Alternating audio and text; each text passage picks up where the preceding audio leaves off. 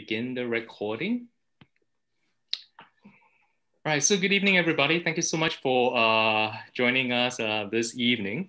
You are here for the second Saturday's reading series, a monthly reading series organized by the New York City-based literary nonprofit called Singapore Unbound.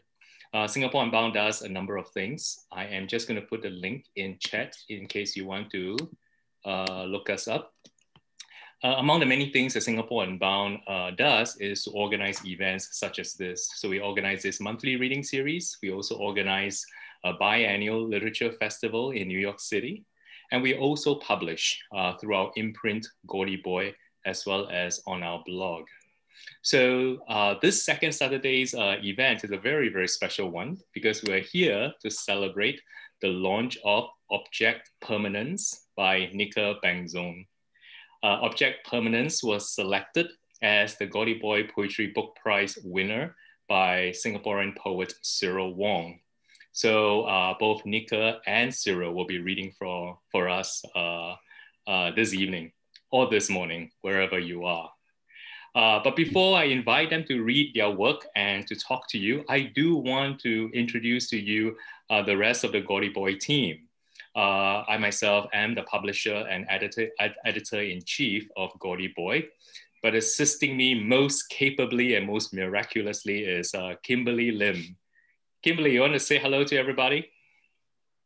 Hi, everyone. Thank you, G. You're so kind. No, I'm not. I only wish I could pay you. But you know, really, this is a project of passion, and Kimberly has been an essential and integral part of this project from the very, very beginning. Kim is our managing editor, and assisting, both of us is our assistant editor, Judy Luo. And Judy was the one who really shepherded Object Permanence through the whole process of design and production. Hi, Judy. Hi, can you hear me? My laundry machine is going crazy in the background. Yes, we can hear you. Okay, and good. The laundry machine. No. Okay, hi everybody, and hi especially to Nica. Big congratulations to you. It's such an honor to work so closely with you on the book, and I can't wait to hear you read later. That's great. And Nica, the designer of your book, Flora, said that she was going to come if she can. I don't see her. Flora, are you here? Not yet. Maybe she will join us later because, we'll love for her, of course, to actually be introduced to you, to introduce you to her as well. It's also Flora's birthday. It is Flora's birthday. I see. Right. That's great. I didn't know that. What is the Gaudy Boy Poetry Book Prize about? It is an annual poetry book prize that is offered by Gaudy Boy for unpublished work of poems, collection of poems by an Asian writer residing anywhere in the world. So we initiated this book prize in 2018, and now we're in the 4th year of it. All right, so please check out our submission guidelines on our website. I've just posted our website link in chat. Okay, and help us to spread the word, all right? If you know of poets, right, who might be interested in such a prize. But really, we're here for the poetry rather than for the advertisements.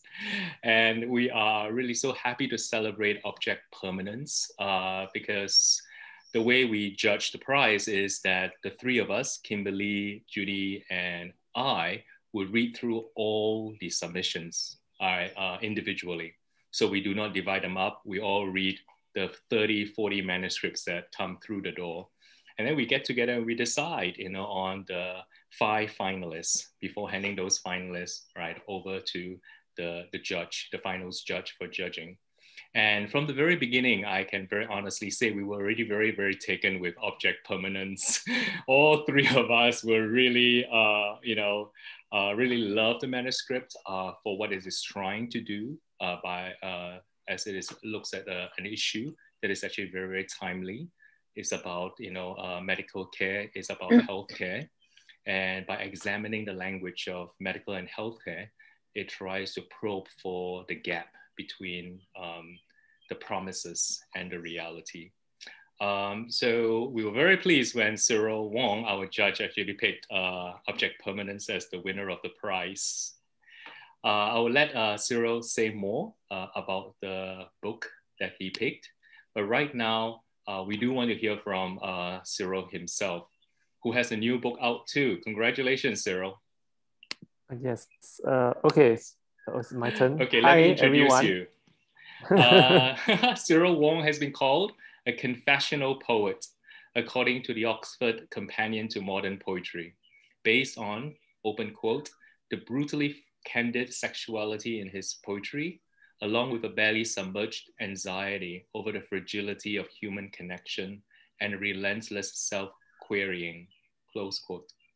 A past recipient of the National Arts Council Young Artist Award for Literature, and twice a recipient of the Singapore Literature Prize, he completed his doctoral degree in English literature at the National University of Singapore.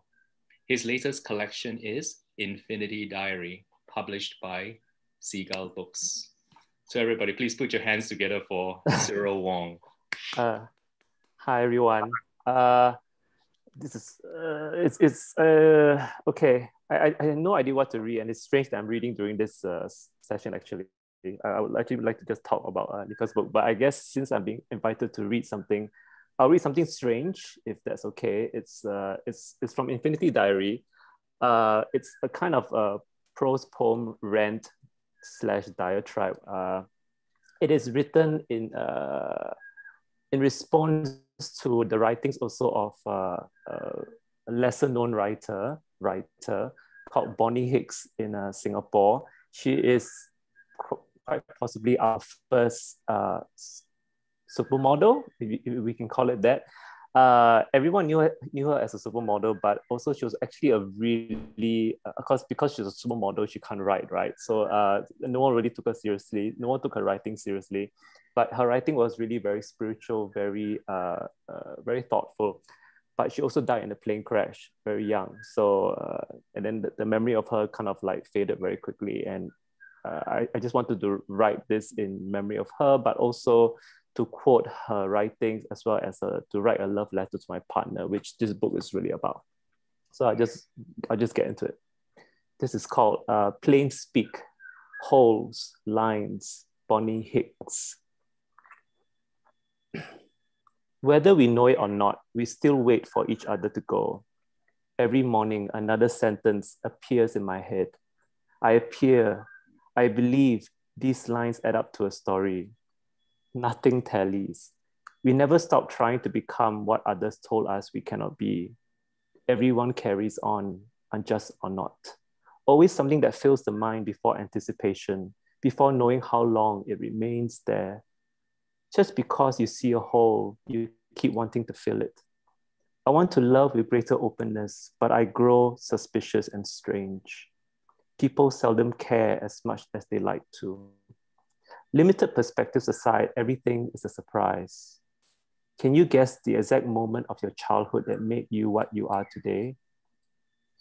We remain the sum of what we were, even when we forget. Narratives aren't the full story. Something is always left out.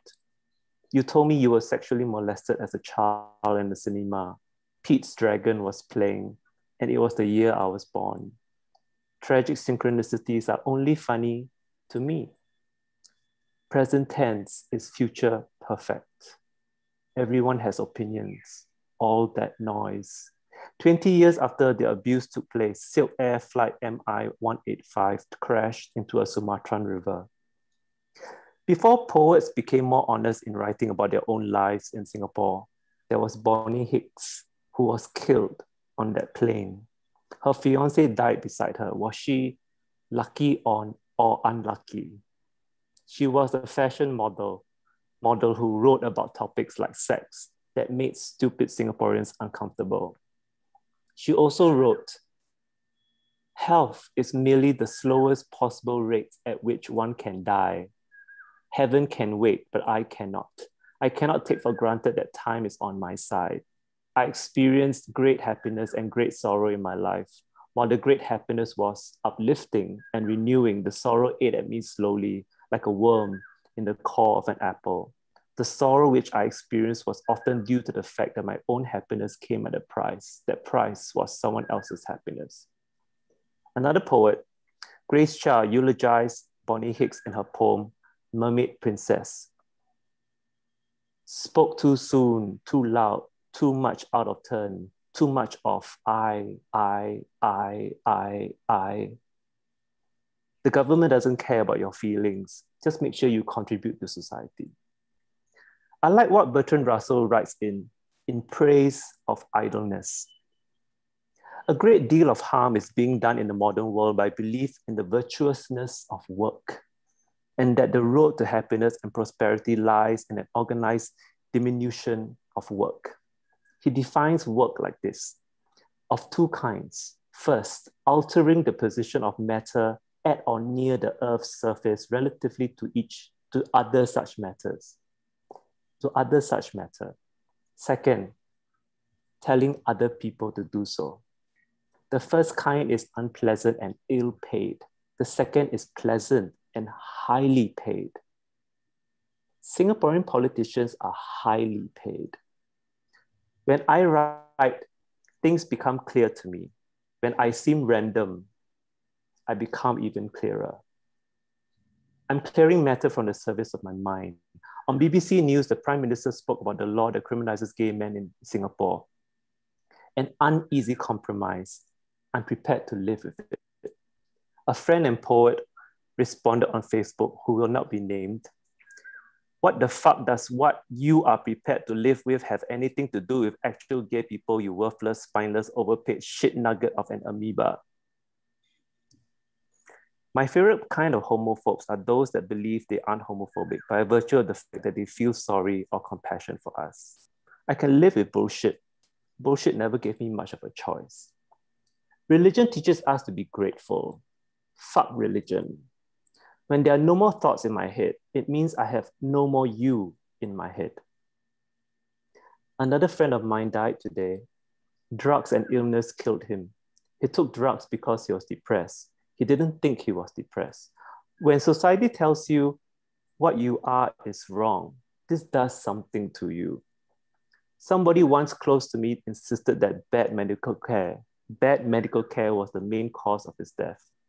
He won't accept my explanation. Years before the drugs, my friend was plumber, gossipy and kind. We had late suppers together, although it wasn't, oddly enough, at the university hospital cafeteria, although it wasn't the same hospital where he died. But it was in Manila. We were part of a choir that traveled abroad, where he came out to me, promising he didn't have a crush on me or anything like that. He just needed me to know. The conductor of the choir declined to attend his funeral. I didn't either. I didn't want to meet other choir members who understood less about his life than I did. As Bonnie Hicks writes, heaven can wait, but I cannot. Living fills me with disappointment that I learned to accept, even use.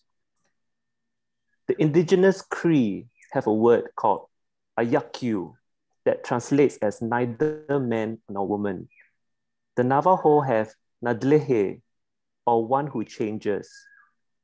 But is there a word for genderless heart of ever-widening holes? My holes are merging into one. Christian women rang our bell to evangelize after noticing a portrait of Hanuman hanging over our door. You gave me a look that stopped me from cursing at them. I love my anger and sorrow as much as my need to love. If I become unfeeling, it still means I care, but differently. Does this make you unhappy? Bonnie Hicks again. I think and feel, therefore I am. Poetry is not just the way I prefer to organize my thoughts. It has been my way of moving beyond thinking and feeling. Hicks writes, when we take embodied thinking rather than abstract reasoning as a goal for our mind, then we understand that thinking is a transformative act. The mind will not only deduce, speculate, and comprehend, but it will also awaken and inspire. The Oddfellas, a Singaporean band I listened to, composed Your Smiling Face for Hicks. Another day of nothing, that everything is the same. If only I knew your game. Yeah, everything is the same. I see the smile on your face. And if love is blind, then I can't see what you're hiding inside. Sometimes I think I've misheard the lyric. If love is blind, I can see what you're hiding. I neither think of myself as good nor bad. I think only when vanishing down these lines, to almost see the goodness you see in me. May I reflect parts of you that are good, like a mirror, not me at all. Then when you are gone, Bonnie Hicks again, this time apocryphally. How glorious it is to be good. I have discovered its secrets and I want to spread the word. Thank you. That's my prose poem. Please feel free to unmute yourself and clap. So let me get into what I really want to do here, which is talk about Nica. First, I want to thank Gaudy Boy and also Nica for the privilege of reading this amazing manuscript. I mean, all the manuscripts are great, actually. I'm still in contact with a few of the other writers, I think, talking to me about the manuscripts, for those in Gaudy Boy who are interested in knowing this.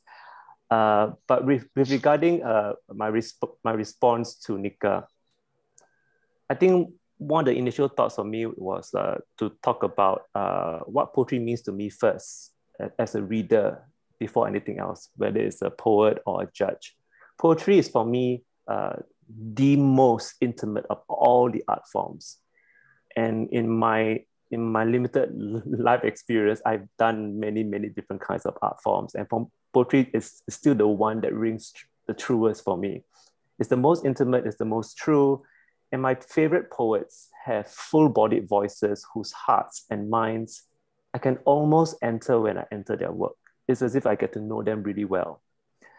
Nica Bengzon's poetry collection astounded me because it is not only skillful, which is, I think, the key here. It is not only skillful, there is a flourishing sense of wisdom in the voice behind the poems that is more than simply memorable.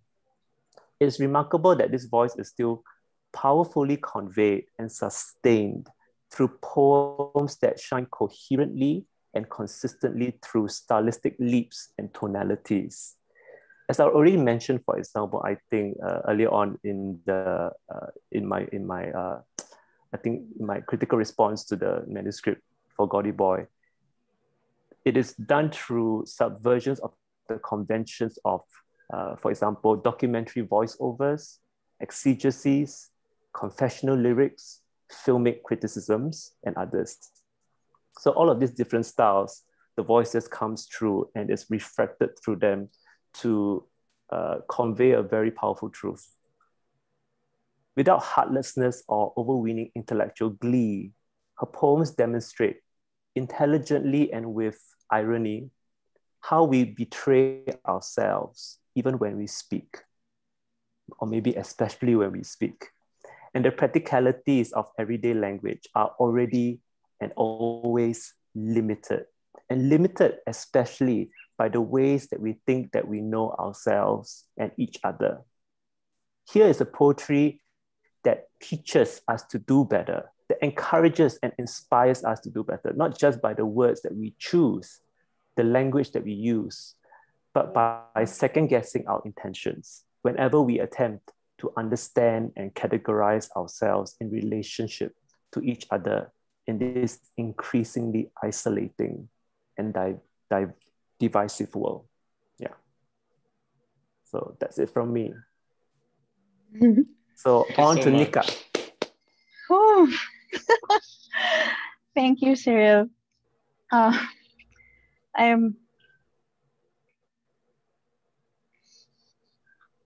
If we're talking about limits, I'm at my limit with regard to how to process the amount of kind things that everyone has said about my book. So I'm going to admit defeat and not try.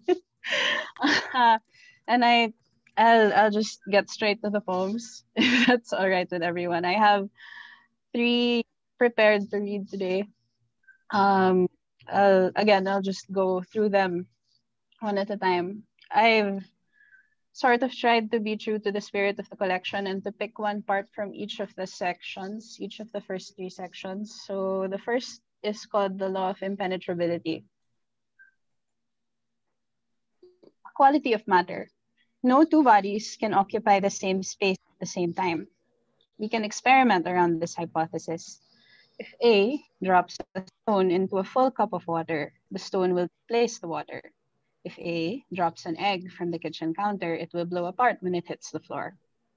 If A is in a speeding car and does not see the turn ahead, does not mark the taillights of B's van around the bend, does not push her right foot fast enough against the brakes, then if A stands beside B, lies on top of B, sits on B's lap, then if A and B are 2 bodies in the closest possible proximity, then at least one of the 2 will mistake close for whole.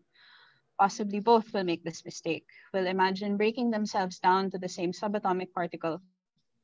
They will think they have found themselves one there. The desire to believe this is a natural compulsion, instinctive as breath, but I know for a fact that bodies would get between.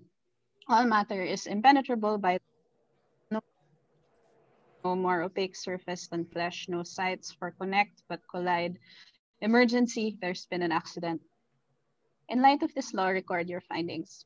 The water spills and we pick particles of eggshell from the splattered slime. Around the bend, 2 cars crumple. A and B break against each other. The impact itself proof there is a rational explanation for everything. This is mine. You may not touch me. That was the law of impenetrability. The next is shoot the messenger. This one is a bit strange as well. Shoot the messenger. Open with a greeting. Hello, good morning, afternoon, evening.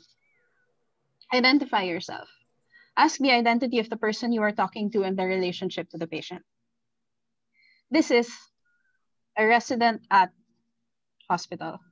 I am currently on the healthcare team for, may I know who I am speaking to, how you are related to the patient? Ask to speak to the person closest to the patient, ideally the healthcare proxy or the contact person indicated in the chart. Avoid responding to any direct question until you have verified the identity of the person to whom you are speaking. May I please speak with, I'm sorry, I'm not at liberty to answer that. May I please speak with, may I please speak with. Ask if the contact person is alone. If you don't have a prior relationship with the person you are speaking to, ask what they know about the patient's condition. Hello, how are you? Are you alone at the moment? Fire a warning shot. I'm afraid I have some bad news. Use clear and direct language, no medical jargon. Euphemisms like expired, passed away, or didn't make it must be avoided as these can be misinterpreted. Instead, words such as dead or died should be used and repeated several times.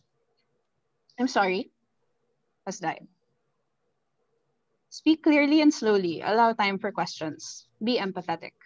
Be prepared to facilitate the grief reaction where necessary. A perceptive listener can easily tell whether the notifier cares about the patient and their family members or is merely going through the motions. I'm sorry for your loss. This must be so difficult for you. If you feel uncomfortable about delivering the death notification via telephone, please ask for help from your supervisor. If necessary, you may pass the task on to a colleague with more experience. The last poem I'll be reading is, it was rather the last poem in the manuscript. It's no longer the last one, but it's sort of the spiritual ending, at least for me. And this is Origin Stories. 1. Noun. The cessation of all bodily functions necessary to sustain life. Causes include biological aging, predation, malnutrition, disease, homicide, starvation, dehydration, accidents, trauma, terminal injury. Bodies of living organisms begin to decompose shortly after, commonly considered a sad, unpleasant, or fearful occasion. 2. stoppage of heartbeat, pulse, and breathing. Most organs, the eye, the kidney, remain alive and can be used for transplantation. 3.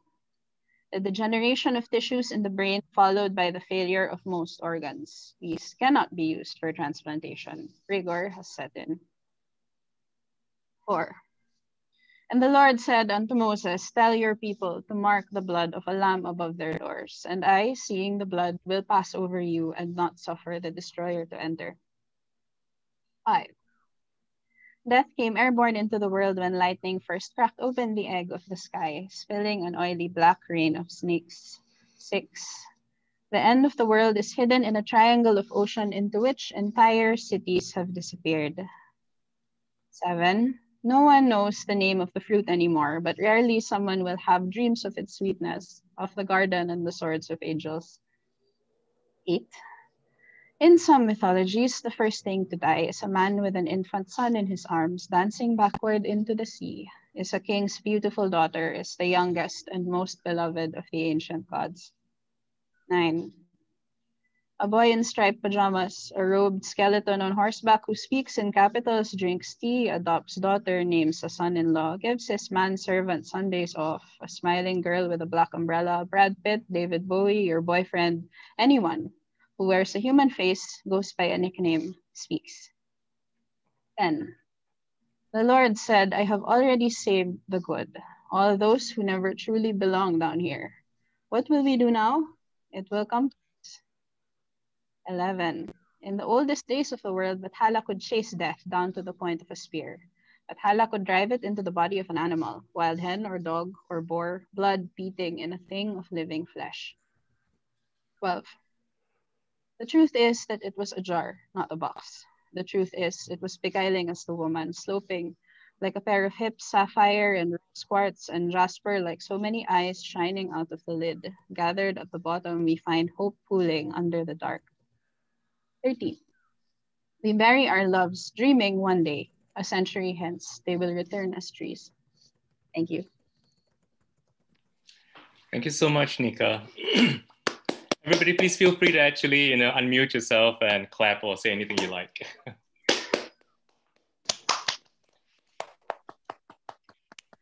That was beautiful. Thank you. Yes, thank you so much, Nica. Let me just switch back to gallery view for a moment.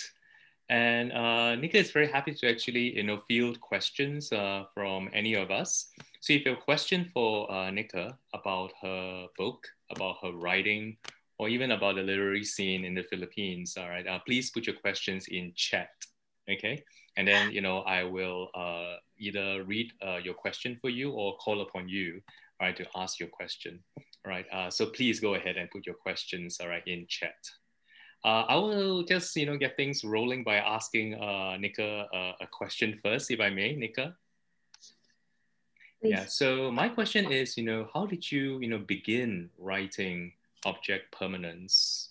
What are the earliest pieces in that book, and what are their possible sources of inspiration?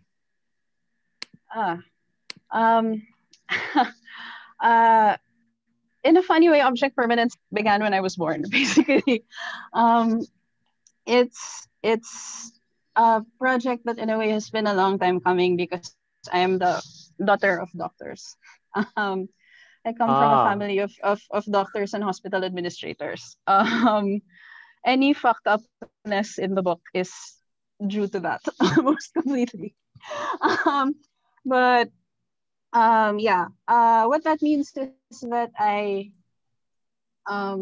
spent a lot of time in the hospital, not singular hospital, in various hospitals, just sort of tagging along, witnessing things. There's an irony here in that I have actually never been hospitalized, never been sick enough to be hospitalized. I've been grievously injured a couple of times, but that didn't warrant a hospital stay. But I have looked after a lot of chronically and otherwise ill people.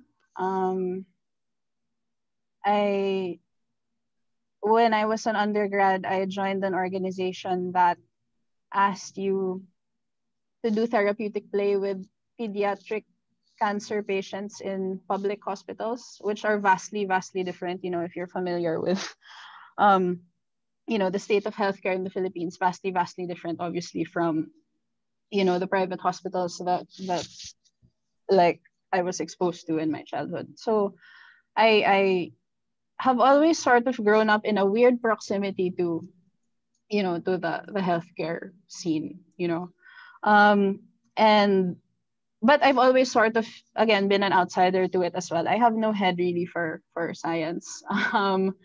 Uh, they gave up on me very early as far as, the whole becoming a doctor Asian child thing was concerned. um, so I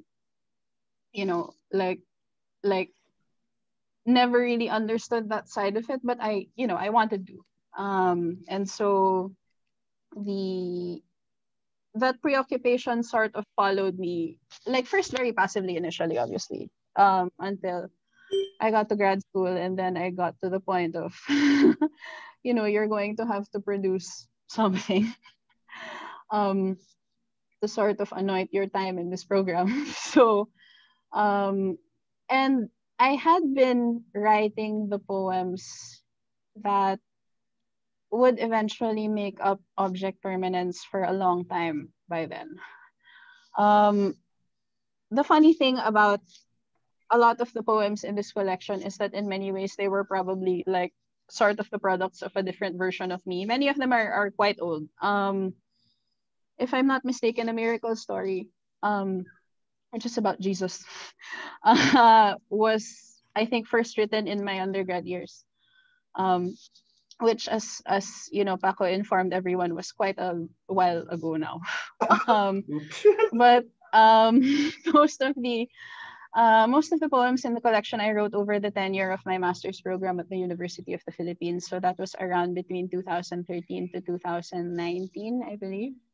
The oldest are Impenetrability, which I read a while ago, God Never Blinks, Object Permanence, Origin Stories, the Eating Disorder poem. All of them kind of attempts to explicate this whole science poetry thing that would become the core of the collection. I was at my MA on and off with work on the side for like 6 years. So like this, the degree, and by extension the book took a big bite out of my life. Thank you so much for sharing that. That's fascinating. Family background, the background that actually produced this book. Gwendolyn Hicks has a question about the title of your collection, Object Permanence, which is of course part of this, language of science, medicine, and psychology, isn't it, that you are grappling with in this book? Can you say something about, the significance of this title, Object Permanence, to you? And how did you come about, how did you decide on that title for your entire collection? Right. The credit is not mine. I want to shout out my supervisor, Paolo Manalo, for sitting me down and basically telling me, okay, you need a title, girl. And I was like, all right. And so we in very poet-like fashion, looked at the poems in the collection and sort of, thought to ourselves, okay, what's catchy here? What's relatively concise with good recall, but also sort of thematic? And we settled on Object Permanence mainly because as a concept, it's one that first fascinates me and to sort of echoes what the collection itself is trying to do, because Object Permanence is, that the ability to comprehend, right, or to understand that something exists even if you can't perceive it. That's why, and like babies don't have it. That's why they freak out when they can't see, their parents. When you do the peekaboo thing, it's like your face no longer exists because they can't see it, and then when it comes back into existence, it's delightful and strange for them.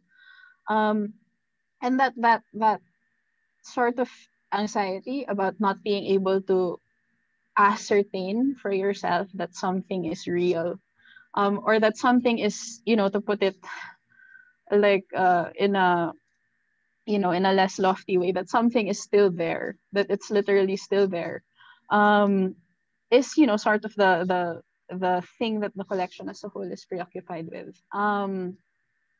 The One of my mentors told me that in many ways, object permanence is the beginning of faith. So, and that whole fraught faith question is another one of those things that's at the heart of the collection. So that is why it felt right to sort of anoint the collection with that title. Oh, that's really, really fascinating about, object permanence being the beginning of faith. I mean, that's such a suggestive connection, isn't it? That is being made there. Yeah. Maybe I can ask you the second question, also asked by Gwendolyn Hicks, since she asked the first question about the title as well. And her second question is there a poem in this collection that you find yourself going back to again and again? A poem in this collection.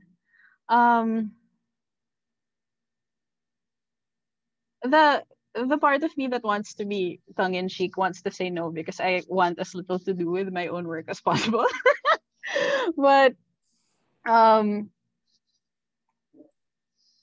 as far as like baby children, like favored children, are concerned, there are 3 poems in this collection that are all titled Active Listening. And those are special to me because they're my attempt to sort of make sense of experiences that I've had of psychotherapy, particularly as it's practiced in the Philippines. Which I'm not ashamed to say rests on a lot of actually quite outdated principles. So I try to kind of reckon with that and reckon with how I felt to be subject to that kind of scrutiny, and to see people who are close to me subject to that kind of scrutiny, and to to think about those things. So the active listening poems, especially the third one, are generally quite close to my heart. Another one I want to mention, I suppose, is Today We Are Canceling the Apocalypse, which is my love letter to Pacific Rim. And it's dedicated to a friend of mine with whom I always joke that, if the world was ending and we had to jump in a giant robot, I would want it to be with you. But that poem is singular to me, I think, because it's one of very few that I created kind of from a place of joy rather than anguish. And I think it shows, I was because as I was looking for, and I'm not ashamed to admit this, as I was looking for poems to fill pages with, to produce a full manuscript, because that's part and parcel of what it means to make a book, or oh God, I need more pages for this thing. I was thinking to myself, what is the most me thing that I can do? That can be, me treating myself. I've been stewing in a lot of very big writerly questions for the duration of this. If I were to throw myself one bone, what would it be? And then it would be, okay, write a poem about Pacific Rim. So I did it. There was no reason not to do it, so I did it. And we love the fact that you did it. Sorry, go on. Only the first Pacific Rim movie is valid in my opinion, but yeah, the second one is crap. I see we have fellow fans of Pacific Rim here, obviously. I was just saying, we're so glad you did to throw yourself into it, into those blank pages, right, in between the poems. Also, can I just quickly ask, you're talking about how because you have to fill the manuscript, that becomes a demand, right? A challenge for you to not just to, I'm sure you're being humble about it, but it's not just about being having to fill the manuscript, but also it causes you to think up new ways of answering certain key questions within your manuscript through different styles, right? And drawing on different references. So how much of it was about filling the page? How much of it, of the different tonalities that you picked, was because you were trying to fill the page? That's a very fascinating connection there for me. How would I put it? It's sort of a chicken and egg situation for me. Yeah. In that that I sort of knew that I was going to have, like at the beginning of the process of putting together the manuscript, I had maybe half of what it is now. So I sort of knew in a very practical way also, because you're writing for a degree. They have like hard limits for that kind of thing. They're like, you have to produce so many words or whatever. And so I like, on a practical sort of pragmatic level, I was like, okay, this is not enough. I will need to fill it with something. It's sort of chicken and egg in the sense that I by nature also don't want to be writing the same things too frequently, or in the same ways too frequently. I think that accounts for something of the schizophrenia of the collection. Whenever I would find myself too entrenched in one particular mode, I would sort of sit down and be like, okay, how do we run as far away as possible from this mode? Can we write something that rhymes? Can we do something slightly insane? Just because, as far as personal desires for my writing are concerned, I would like to have as mixed a bag as possible, I suppose is the way I can put it. It's something that I actively do want. So. Yeah, here's a question from Isabel Yap that I think is a very good follow-up to what you have just said, Nica, because you're talking about, really wanting the bag to write our poems, right, to be as mixed as possible. Her question is, then how do you go about ordering that collection? So you have this very mixed bag of things, right? How do you decide on the organization of the book? Well, other people helping me mainly is one thing. No, I really owe a lot to the advisory process in that like, I do benefit a lot in general from the presence of other people looking over my shoulder. And I know that conventionally we think of writing as a solitary activity, but to me it's actually not at all. And more to the point, should not be. And so I, over the course of the, of working on it as well with supervision, it was sort of floated to me that, okay, structurally, are you working with an arc here? Is there some sort of overarching shape or skeleton that the collection is actually following? And there is. That's why it's divided into, initially it was 3 sections. It's since become 4. But I did sort of have I needed one, otherwise it would have just been completely chaotic and wouldn't have made sense at all. So I did impose kind of early on, when I had a significant number of poems already, I kind of lined them all up and was like, okay, these ones will go in section 1, and then if these are in section 1, these are the holes still in section 1, and then these go in section 2, and then these are the holes in section 2. And then the process of really it was kind of a lot of back and forth between actually writing the poems and looking back at my skeleton and being like, all right, what needs more in fleshing here? So yeah, the process itself was like significantly more touch and go than that. I'm making it sound a lot more organized than it was. But it was something like that. Like, I did have in mind not just a goal, but a way to get there, a kind of roadmap, if you will, for what each part of the collection was aiming to do, and how the individual poems in that collection would sort of work toward fulfilling that. Yeah. Right. Thank you so much. Thank you so much for explaining that. I know it's not easy because so much of it is so specific, right? And so much is so instinctive too. But it does sound as if you spend a great deal of time, juggling with the order and wondering what else needs to be added right into the arrangement. We have another question here from, I hope I'm saying your name correctly, King Lanza, who asked, who are the poets that you look into as references for writing this collection?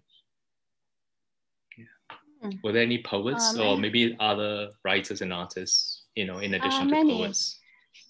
Yes, many. Toxic Rabbi Kimiko Han was probably the first book that really put me on to the, oh, you can do like weird science things with your poetry. I think I came up on that book as an undergrad and I sort of fell in love with it, and wanted to kind of like approximate something similar for myself. So that was what really sort of gave me the idea. Life on Mars by Tracy K. Smith, which is about space exploration, but also about grief, is another one of those books for me. I read a lot of nonfiction actually in the process of working in this book. I read more nonfiction, I dare say, of the, you know, the science writing, medical writing, essayistic variety, just to kind of get at the, you know, the spirit of the collection, just to get my head around the kind of writing that I really wanted to be doing. It's actually sitting here next to me right now, like the Bible. So there's one of my big references. This is The Emperor of All Maladies by Siddhartha Mukherjee. It's subtitled The Biography of Cancer, and it's a big book. You could probably kill someone with it if you threw it at someone. Because it tries not just to historicize, but to sort of really storytell, you know, the history of humanity with cancer, on a very like systemic as well as a personal level. And I bought it allegedly for research, but really just because.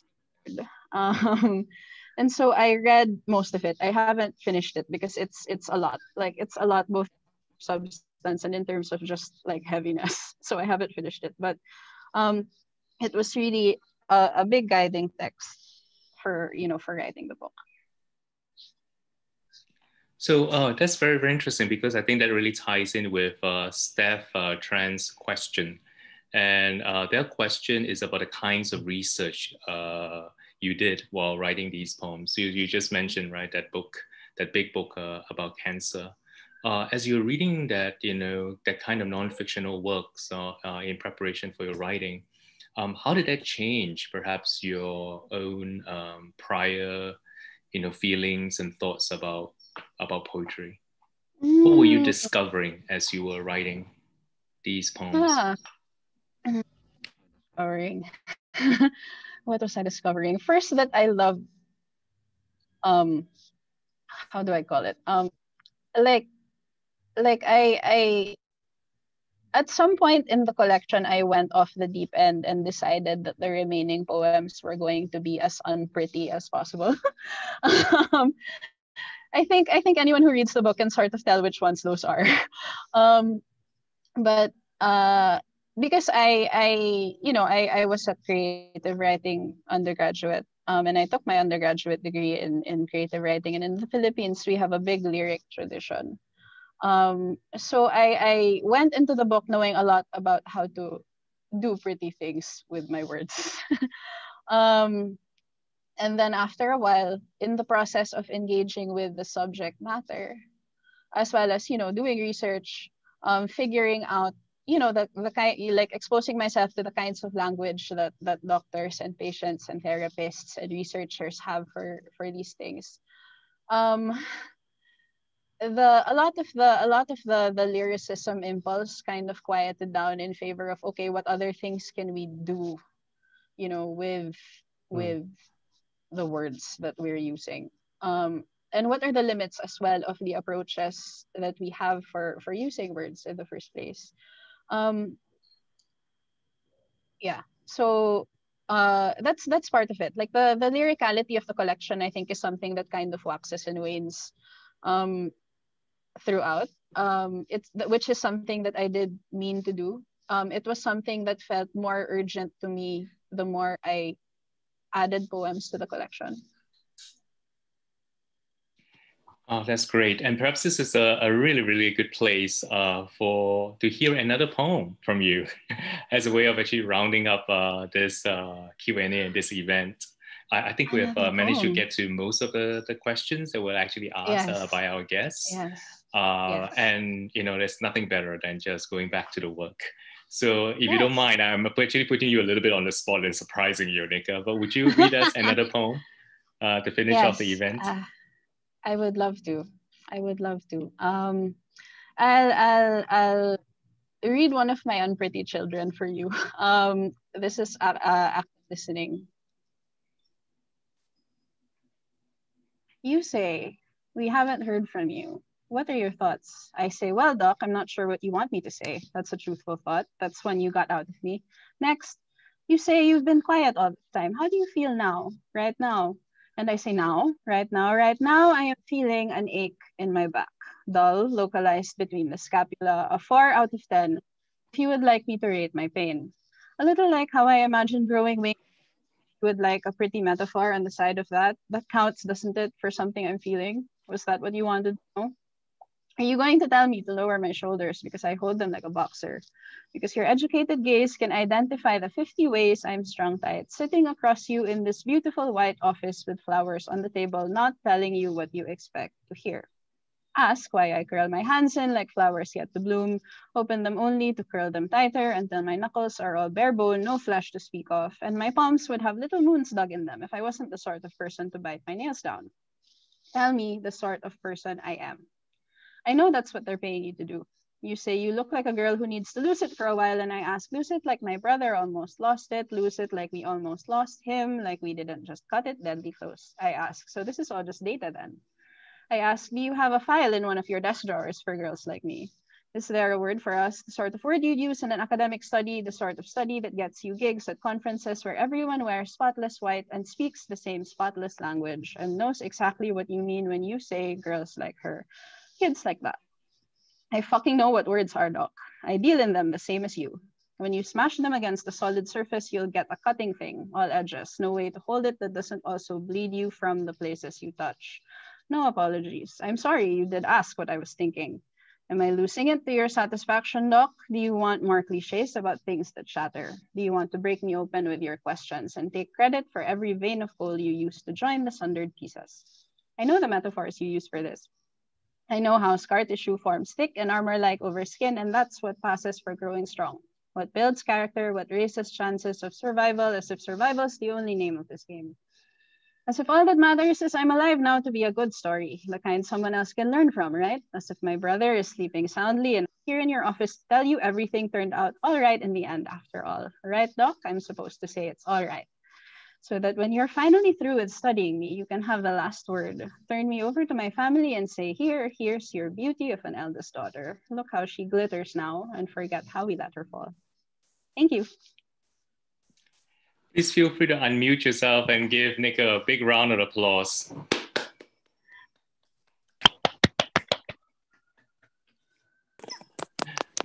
Thank you so much, Nica, for actually reading for us and for answering those questions with such honesty and insight. We really, really do appreciate so much. Thank you very much for having me. It's wonderful. I am putting in the chat the website for Gaudy Boy, where you can actually purchase Nica's book, Object Permanence, as well as all the other titles by Gaudy Boy. We publish not just poetry, but also fiction, as well as creative nonfiction by Asian writers from around the world, in the US as well as elsewhere.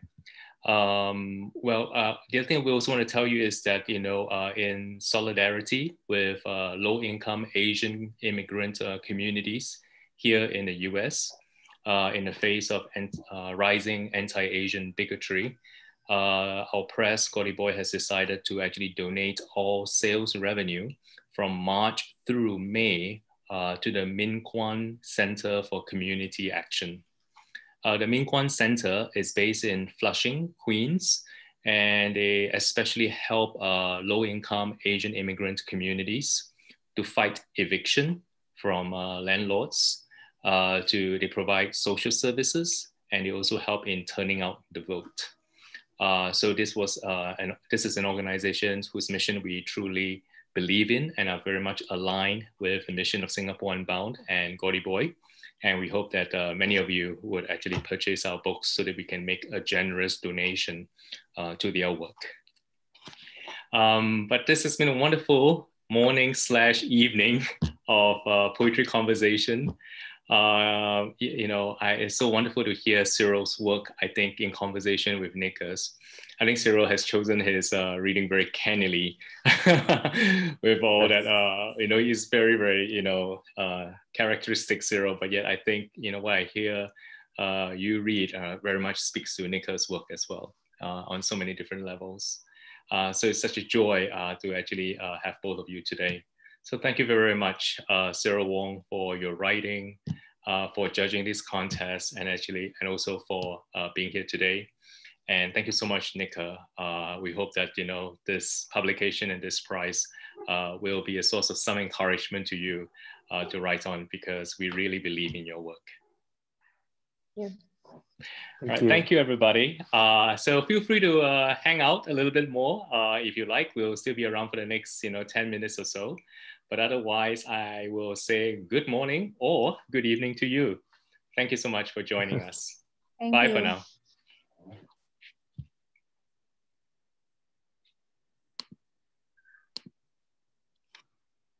Thanks for that, G. Thank you, G.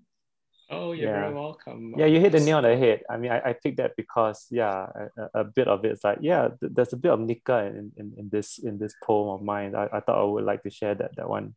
Because I think perhaps not as adventurous as you, Nica, but it's like, because there is this tension that you have, right, between like stylistic, not innovation, but more like idiosyncrasy and lyricism, right? This tension that you constantly have, and so a tension between like a blunt questioning and the coding tendencies of poetic voice.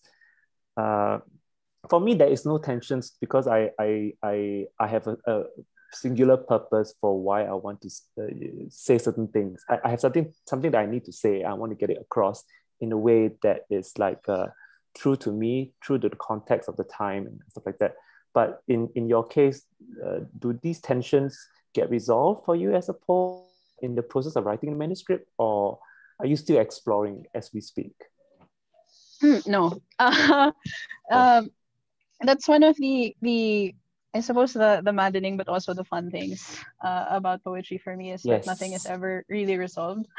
Nothing is ever really finished. And I was thinking actually recently that the collection in a lot of ways is just me starting to explore things. I was much younger when I began it, and I don't really feel like the person I was when I began it anymore.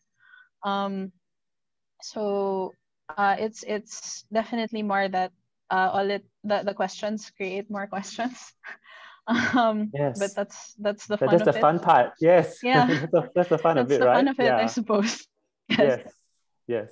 You start answering your own question. You create new questions. You learn something new. It's like you just can't stop writing the poetry because you just find out new things more and more as you write. Certainly. It's not something I think with which I can ever really be satisfied.